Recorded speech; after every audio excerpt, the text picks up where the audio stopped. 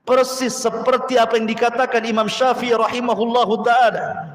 Idza ra'aita ar-rajula yamshi 'alal ma' wa yatiru fil hawa. Kalau engkau melihat ada seseorang yang berpenampilan agama, mampu berjalan di air, mampu terbang di atas langit, maka lihat amalannya.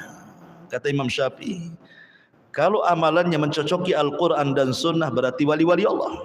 Kalau tidak berarti wali syaitan.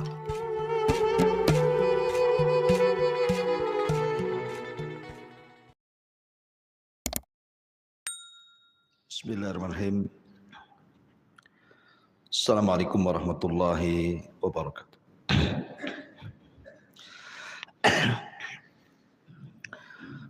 Alhamdulillah wassalatu wassalamu ala Rasulillah wa ala alihi wa sahbihi wa mawalah wa la hawla wa la quwata illa billahi wa ba'du. Alhamdulillah, di pagi ini kita akan membahas satu pembahasan yang sangat viral, masih bicara tentang dunia paranormal. Di dalam surah Al-Baqarah ayat 102, Allah Subhanahu wa taala berfirman, "Wattaba'u ma tatlu syayatinu ala mulki Sulaiman." Dan mereka mengikuti apa yang dibacakan syaitan-syaitan pada zaman kerajaan Sulaiman. Wa ma kafara Sulaiman walakinna syayatina kafar. Dan tidaklah Sulaiman melakukan kekufuran, akan tetapi syaitan-syaitan itulah yang berlaku kufur. Yu'allimuna an-nasa sihra. Mereka mengajarkan kepada manusia tentang sihir. Wa ma unzila 'alal malakaini bi Babila Harut wa Marut. Dan apa yang diturunkan kepada dua malaikat di Babylon yang bernama Harut dan Marut.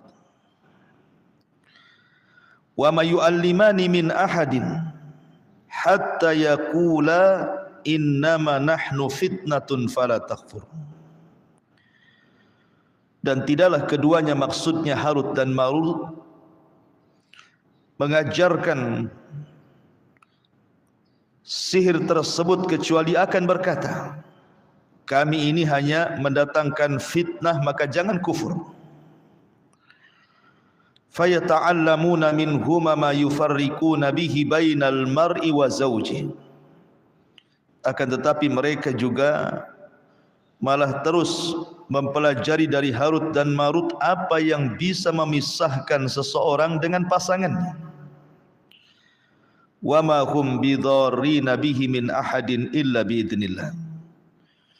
Dan tidaklah mereka mendatangkan madarat kepada siapapun kecuali karena izin Allah Subhanahu wa taala.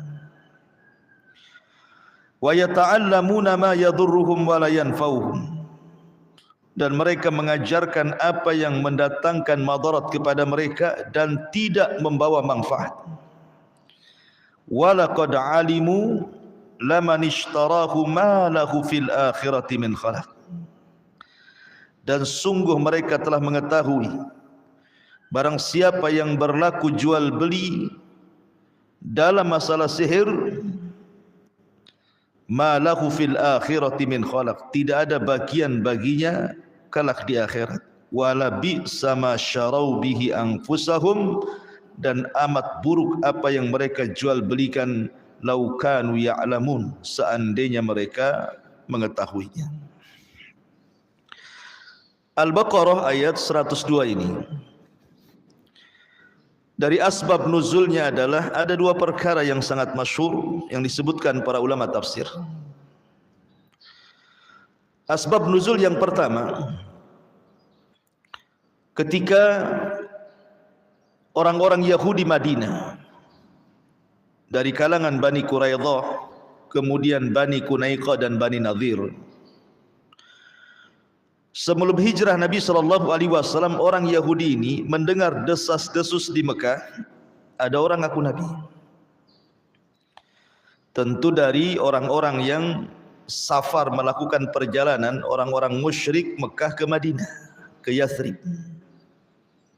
Sehingga orang-orang musyrik Mekah yang safar ke Yathrib ini terkadang menceritakan kondisi Mekah kepada orang-orang Yahudi Madinah, termasuk juga menceritakan tentang kemunculan orang yang ngaku Nabi.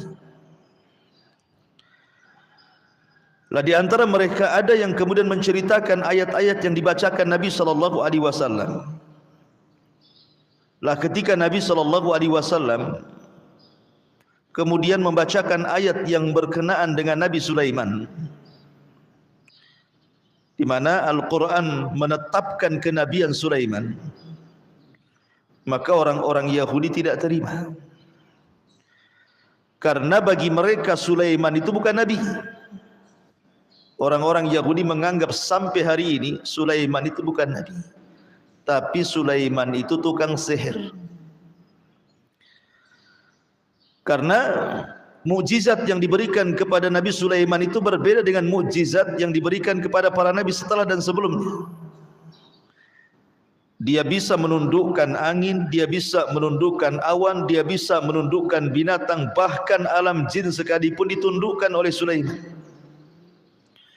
Bagi kita kaum muslimin itu mukjizat, tapi orang Yahudi menganggap itu sihir. Sehingga kemudian orang Yahudi tidak terima pernyataan yang mengatakan Sulaiman itu nabi. Mereka mengatakan Sulaiman itu penyihir. Dari sini turun ayat wattaba'u ma tatlu syayatin ala mulki Sulaiman wa ma kafara Sulaimanu walakinna syayatina kafar. Sulaiman itu tidak kafir. Maksudnya Sulaiman tidak mengajarkan sihir, karena sihir itu kekafiran. Maka bahasanya tidaklah Sulaiman berlaku kafir. Artinya Sulaiman tidak berlaku sihir, karena sihir itu kekafiran. Lalu siapa yang mengajarkan sihir itu? Walakinna syayatina kafaru. Setan-setan itu yang mengajarkan sihir, bukan Sulaiman. Ini asbab nuzul yang pertama. Asbab nuzul yang kedua, ketika para pembesar musyrik Arab, Quraisy, mereka ingin tatabbu, mencari tahu tentang akhbarun Nabi, kabar tentang kenabian Rasul sallallahu alaihi wasallam. Apakah dia, maksudnya Rasul itu tukang kibul atau memang betul dia seorang nabi? Masalahnya orang-orang musyrik Arab itu kan tidak punya maklumat kenabian sama sekali. Jadi kalau ada orang ngaku nabi ini aneh.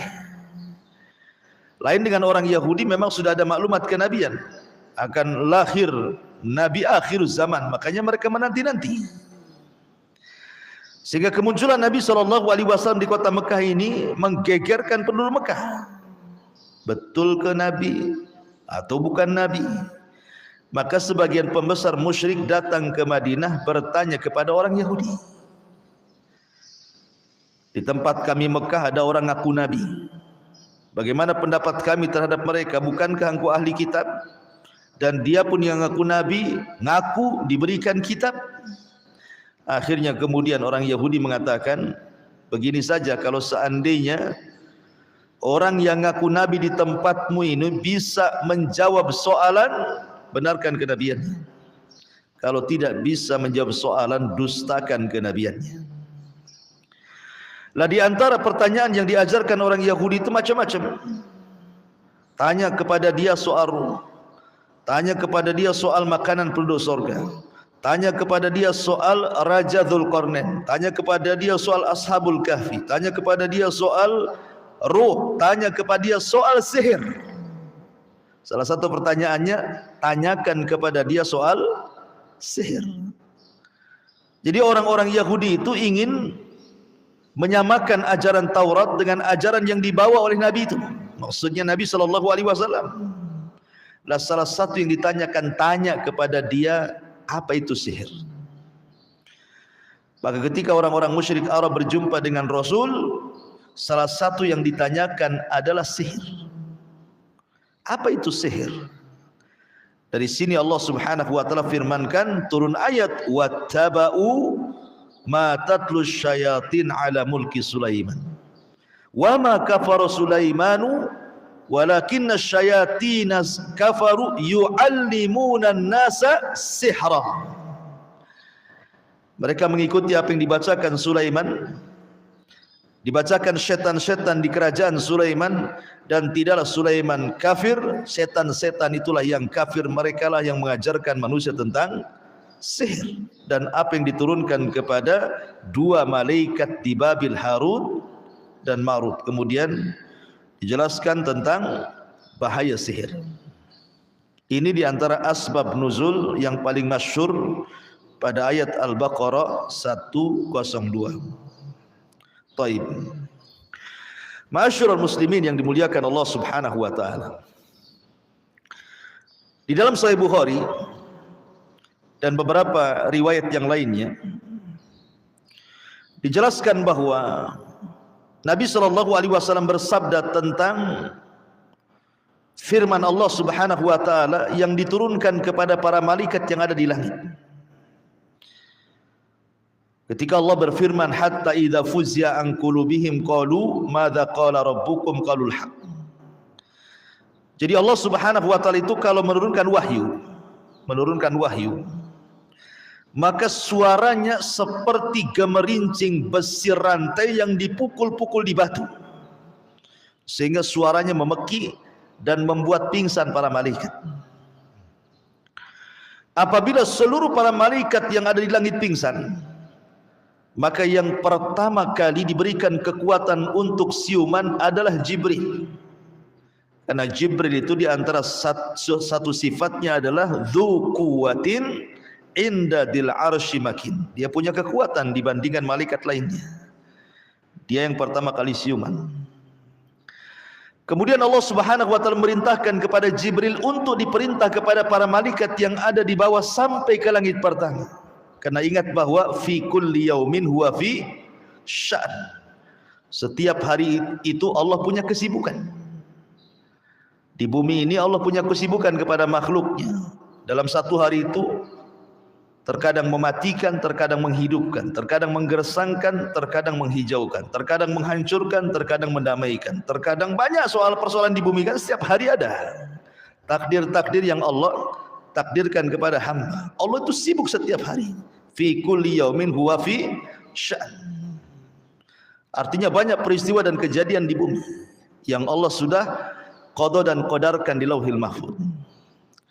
Lah apabila Allah Subhanahu wa taala hendak mentanfid, melaksanakan apa yang sudah menjadi ketetapannya, maka Allah akan perintahkan Jibril, dan Jibril akan memerintahkan para malaikat untuk mentanfid perintah Allah, melaksanakan perintah Allah dari qada dan qadar yang berlaku di permukaan bumi.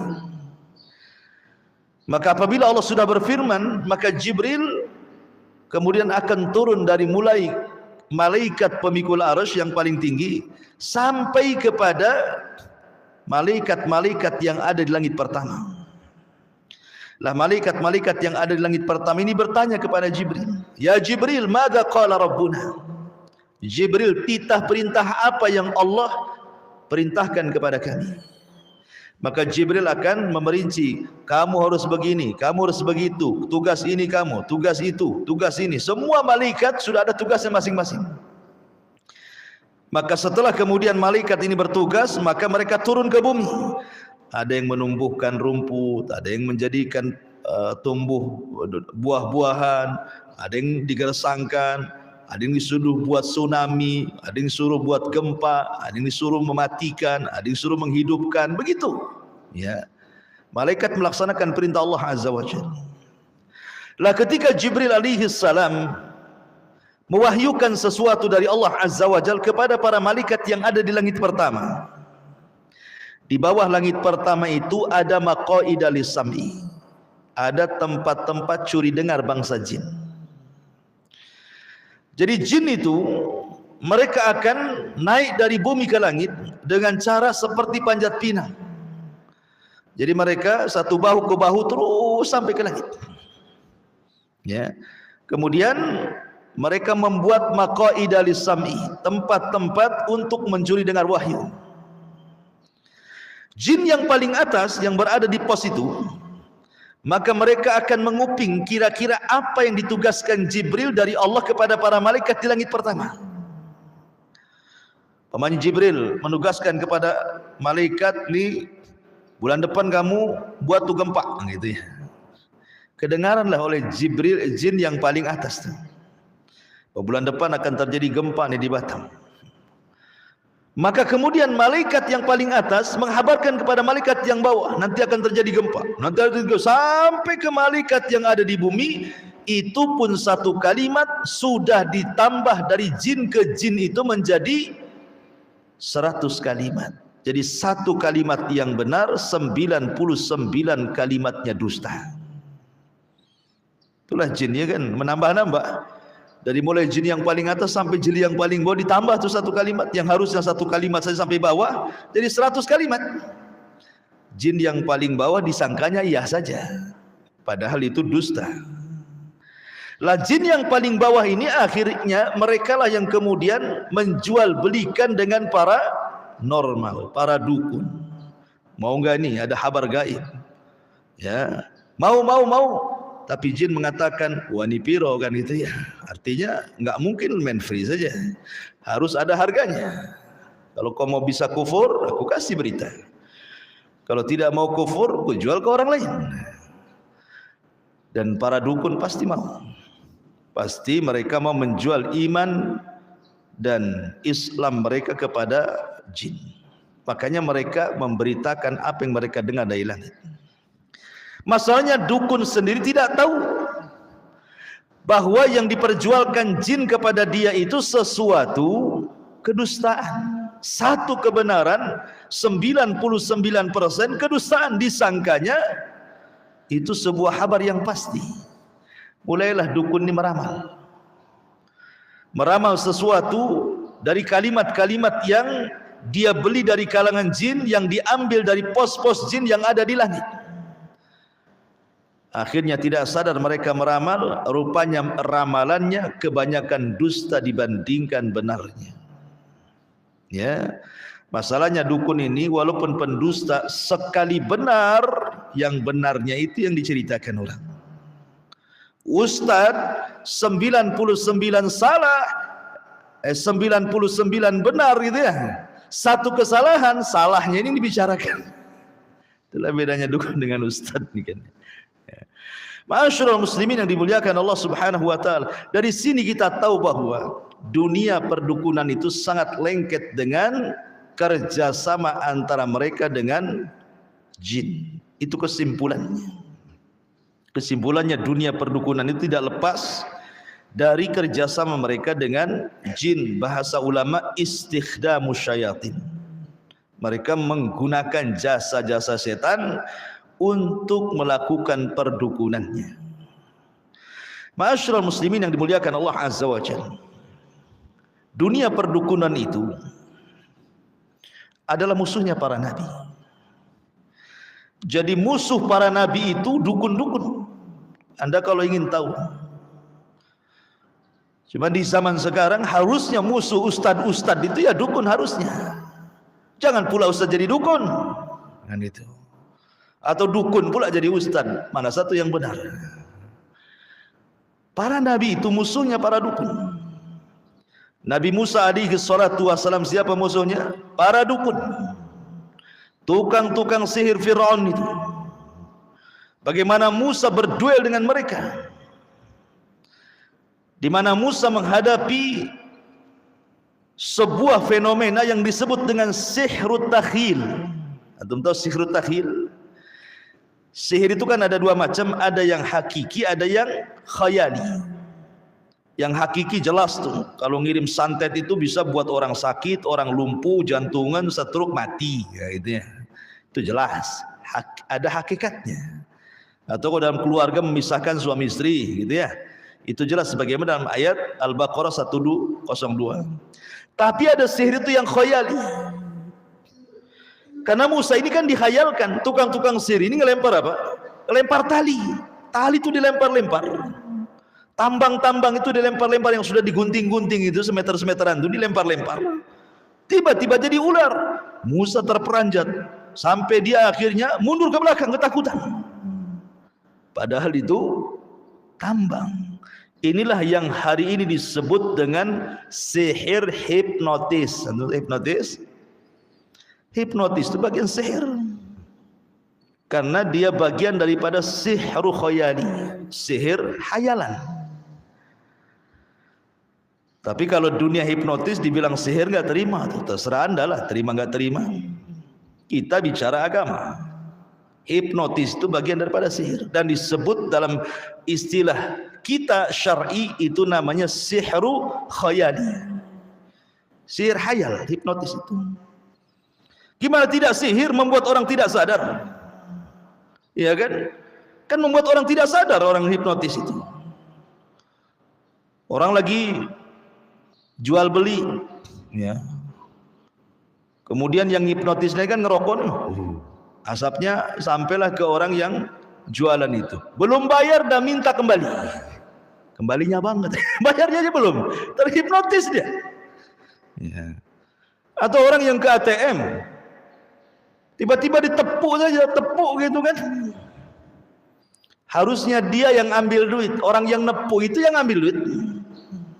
Kan nggak sadar kan? Orang hipnotis. Terkadang dengan tatapan tuh. Ngobrol ditatap, lemes dia. Terus suruh buka kalung, suruh buka anting, semua dibuka dia, dikasih dia. Nah, itu sama dengan dalam Islam itu ada namanya penyakit ain, tatapan mata. Ya kan ada itu penyakit ain tuh. Kalau natap saja jatuh orang itu. Jadi hipnotis itu bagian sihir. Apakah dengan media asap, apa dengan media tatapan, apakah dengan media tepukan, ataukah dengan media macam-macam lah kan itu ya. Kadang-kadang disuruh melihat benda, kefokusan gitu ya. Kemudian tidak sadar. Yang paling bahaya dalam hipnotis ini terkadang dijadikan oleh para misionaris untuk memurtadkan orang. Coba bayangkan, ada orang-orang susah nih, kemudian direkrut sama mereka kan, dimasukkanlah ke tempat ibadah-ibadah mereka. Nanti dihipnotis tuh, dibaptis tuh, disuruh murtad. Ini yang paling bahaya dalam dunia hipnotis ini. Kalau dia sampai kemudian dijadikan untuk memurtadkan orang, karena orang itu kan nggak sadar. Kok hipnotisnya nggak sadar? Suruh ngomong apa saja dia ngomong. Atau mungkin dibuat ragu-ragu ketika dia terhipnotis itu bahwa Islam itu agama yang kurang bagus, agama yang tidak hak. Kemudian bicara tentang ketuhanan, bisa saja akhirnya ragu-ragu kan saat ketika dia tidak sadar itu. Ini bahaya. Makanya hipnotis ini masuk dalam kategori sihir khayali. Sihir khayali. Cuman masalahnya di negara kita ini untuk melaporkan dukun ini repot karena tidak ada tersentuh pidana masalahnya. Cuma untuk melaporkan dukun, ditolak laporannya. Tapi kalau seandainya ada orang bunuh sampai mati, langsung diproses. Padahal dukun bisa membunuh. Ya kan? Kenapa nggak ada buktinya? Katanya. Yang bunuhnya jin, nangkap jinnya gimana? Ngelaporkan jinnya itu, bingung polisinya. Ya.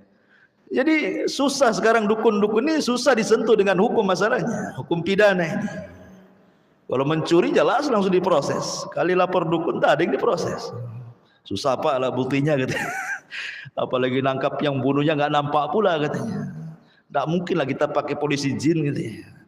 Ma'asyiral muslimin yang dimuliakan Allah Azza wa Jalla. Jadi ketika mereka tidak tersentuh dengan hukum pidana, akhirnya mereka merajalela. Nyantai saja mereka nyihir orang gitu ya. Nyantet orang, nyakiti orang, melet orang karena susah untuk pembuktiannya. Maka karena mereka susah kemudian disentuh oleh hukum, maka sudah seharusnya tugas para ustadz itu mewakili tugas para nabi, bahwa dukun paranormal, tukang sihir itu adalah musuhnya para nabi. Maka kita para ustadz harus memusuhi mereka. Bahkan bukan hanya para ustadz, kewajiban setiap muslim wajib bangkit memerangi para dukun. Karena sekali lagi para dukun musuhnya para nabi. Ibrahim, siapa musuhnya? Namrud. Namrud orang bekerja sama dengan iblis. Ya. Hampir semua para nabi itu musuhnya dukun-dukun. Nabi SAW loh, musuhnya Yahudi. Yahudi itu terkenal tukang sihir. Siapa yang menyihir Nabi? Labid ibn Asam, Yahudi. 6 bulan Nabi SAW terkena sihir. Ya. Sampai turun surah Muawwidhataini, Qul a'udzu birabbil falaq dan Qul a'udzu birabbin nas, yang diruqyahkan Jibril kepada Nabi SAW. Ma'asyiral muslimin yang dimuliakan Allah Subhanahu wa taala. Di antaranya di sini Allah Subhanahu wa taala menyebutkan madarat sihir. Apa madarat sihir? Madarat sihir adalah wa ma yu'allimani min ahadin hatta yaqula innama nahnu fitnatun fala takfur. Kalimat Harut dan Marut dalam ayat ini terjadi silang pendapat siapa mereka. Ada yang berpendapat Harut dan Marut itu 2 malaikat yang Allah turunkan ke bumi untuk ditugaskan mengajarkan sihir. Tetapi ketika Allah Subhanahu wa taala menugaskan Harut dan Marut untuk mengajarkan sihir, itu bukan berarti Harut dan Marut mengajarkan sihir betulan, tidak. Ini sebagai ibtila. Ibtila itu ujian kepada manusia. Apakah dia mau mempertahankan tauhid ataukah kufur? Manusia kan harus diuji. Betul tak keimanannya? Makanya Harut dan Marut mengatakan fala innama nahnu fitnah fala takfur. Saya ini fitnah saja, ujian bagi kalian. Jangan kalian kufur. Ya. Jadi malaikat Harut dan Marut ini mengajarkan sihir hanya untuk ibtila saja. Ibtila itu maksudnya, ketika manusia belajar sihir kepada Harut dan Marut bukan untuk diamalkan, bukan. Hanya sebagai pengetahuan supaya tahu bahwa ini adalah perbuatan setan, tidak boleh dilakukan. Seperti penyair Arab mengatakan, araftu syarrana li syarri walakin litawaqqihi wa man lam ya'rifu syarra minal khairi fawaqa'a fi.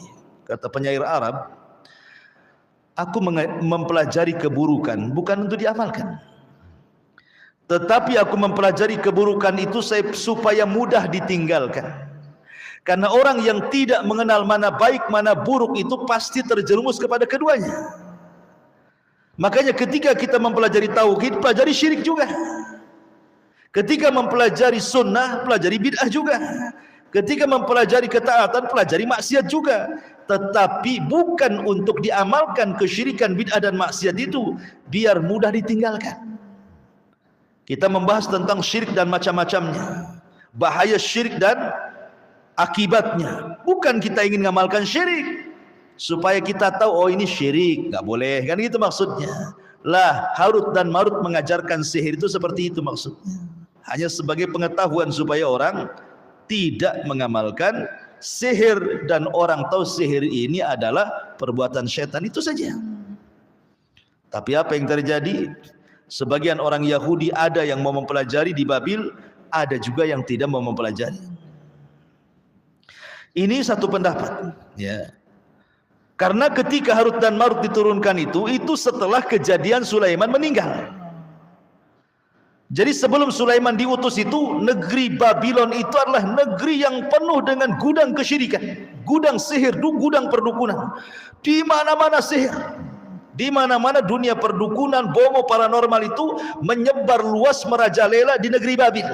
Makanya diutus kepada mereka seorang nabi dan raja, Nabiullah Sulaiman alaihi salatu wassalam, untuk memberantas dunia seperti itu. Dan betul Sulaiman berhasil memberantas dunia perdukunan dan sihir dengan mengambil semua kitab-kitab sihir dan meletakkan di bawah singgasananya. Kemudian mengancam siapa yang mengambil buku ini maka ku bunuh dia, dan kalau dari kalangan syaitan maka dia terbakar.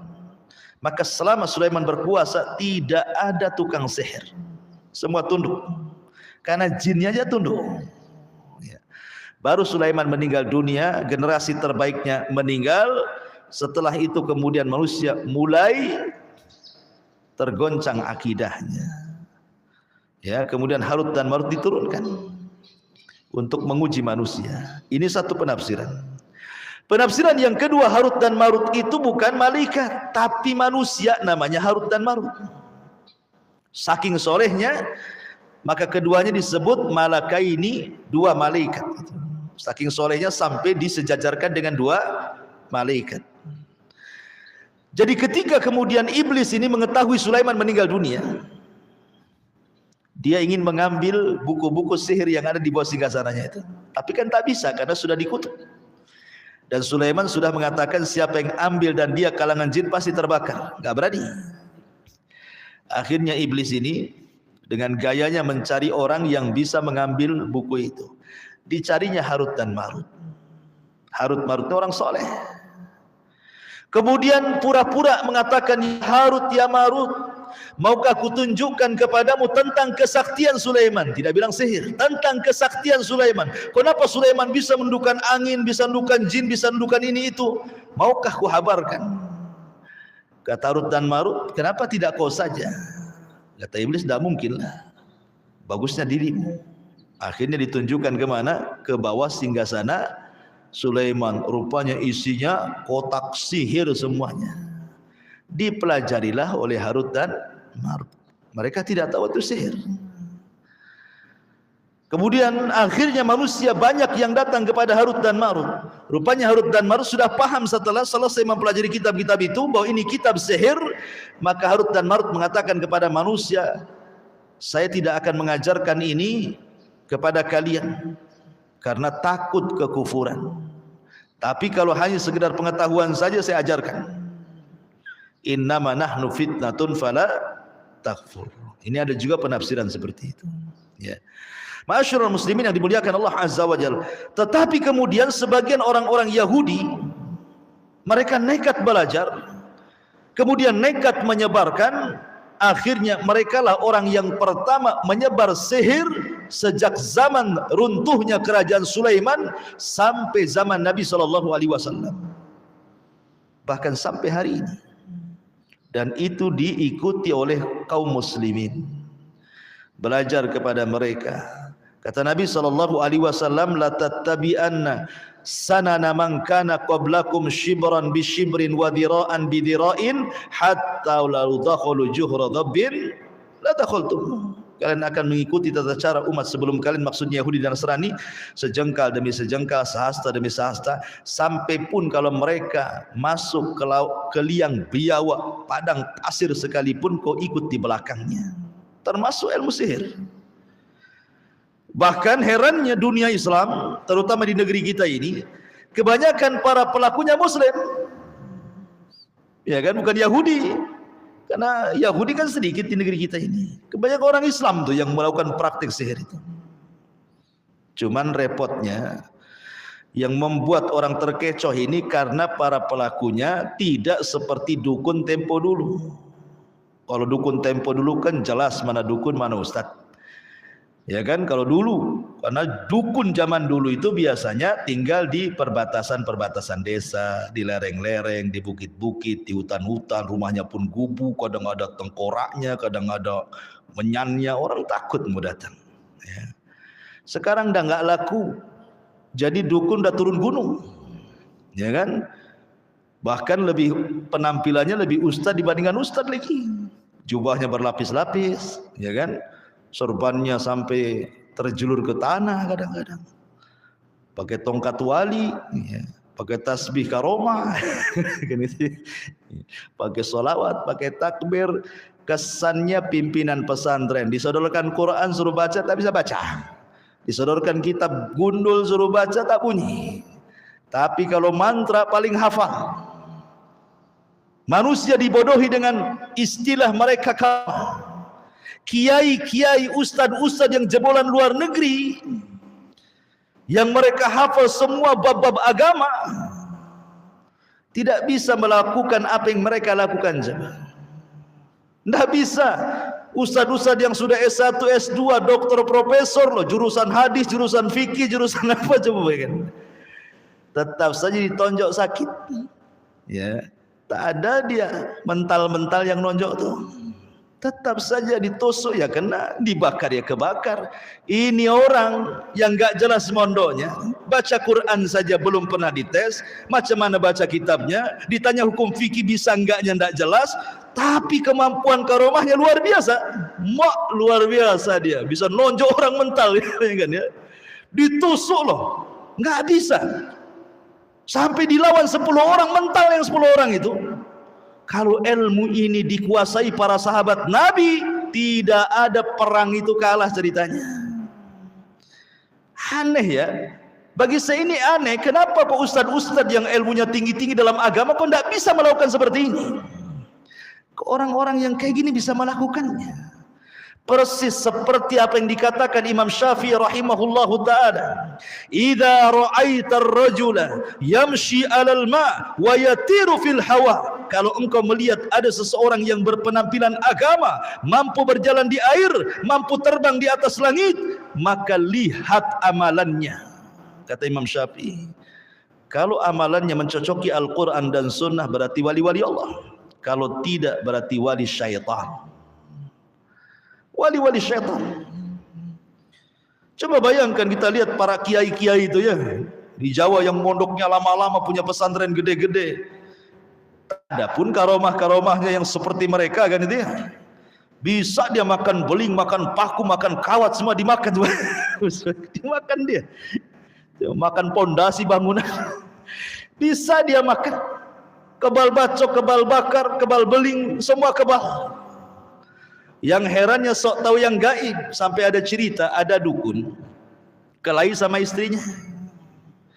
Karena kelahi cekcok, istrinya kabur.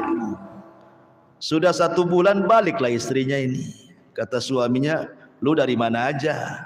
Gua cari tak ketemu katanya. Mak, dukun ini tak tahu yang gaib. Ngapain lah ngomong sama istrinya kayak gitu? Kalau dia tidak tahu yang gaib atau sok tahu yang gaib, tidak perlu dia ngomong gitu sama istrinya kan? Dari mana saja kamu? Ku cari ketemu-ketemu katanya. Berarti ini dukun abal-abal, dukun cabul. Ma'asyiral muslimin yang dimuliakan Allah Azza wa Jalla. Ya, karena mereka itu hakikatnya tidak tahu yang gaib. Mereka itu para pendusta. Ma'asyiral muslimin yang dimuliakan Allah Azza wa Jalla, sudah jam 6. Nah, ini diantara faedah daripada surah Al-Baqarah ayat 102. Sampai di sini. Subhanakal bihamdika asyhadu an la ilaha illa anta astaghfiruka wa atubu ilaik. Allahu ta'ala. Assalamualaikum warahmatullahi wabarakatuh.